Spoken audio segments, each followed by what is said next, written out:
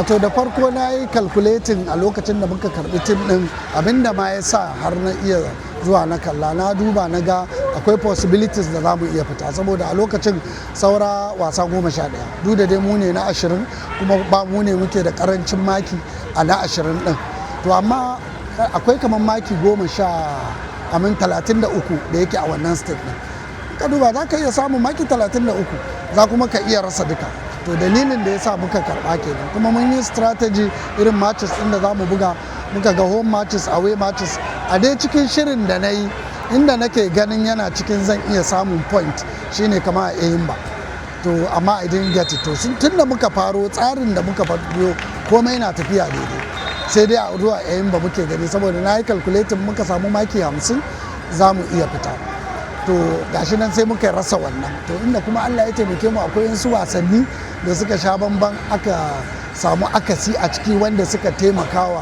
situation din da muka ciki, saboda in ka duba za ka ga yawancin wayanda suke da relegation problem za su haɗu da junansu, so in suka yi draw tole sai ka jawo wani cikin relegation zone sannan ka iya fita daga gurin, inda ba ka bari wani ya shigo ba. Amma a haka din da muke ciki muna ganin kamar kashi 99 za mu fita. Yanzu abin da ya saura shine idan na samu Allah ya taimake mu muka ci wasanmu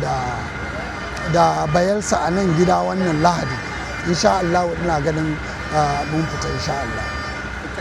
Wani ƙarfin gwiwa za ka ƙara wa magoya bayan wannan kungiya ta Monster wajen ganin cewa su kwantar da hankalinsu za a ganku a gasar Premier League? Wato a koyaushe bayanin da nake yi kan masu horarwa ke aikin da muke da shi ke, mu malamai ne,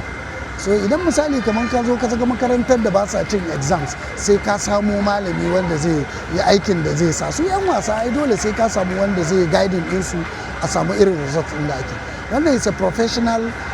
league na nan, to most of the time matsalolin wannan kalmar professionalism ɗin yana lakin kan yan wasa, so sai ka yi psychic ɗinsu ka samu time ka yi counseling in players ɗin individual and collectively. So wani zubin irin matsaloli haka ya wuce bugawa cikin fili, so matsaloli ne wanda yake akwai abubuwa da yawa da za ka tattabo, kamar da muka zo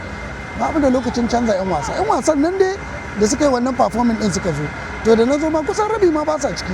su dai na samu dai muka yi ta managing an muka kai wayansu sun ji cewa akwai 'yan wasan da nake amfani da su ma they are not 100% fit, but psychologically idan kai tuning team a irin wannan saboda aikin da ake yi abubuwa ne wanda yake shi muke yi ko yaushe, to ba abu ne da muka shiga da ka ba.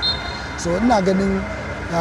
most important thing abin yana tawowa ne daga shi mai horarwa, saboda in bai iya juya 'yan wasan ba da kyar da shi ba buga zai in baka samu 'yan wasan da za su fahimci abin da kake so ba su baka irin abin sai ka zama very clear ka yi wannan. To kuma Allah ya taimake mu mun samu akwai 'yan wasan da suke da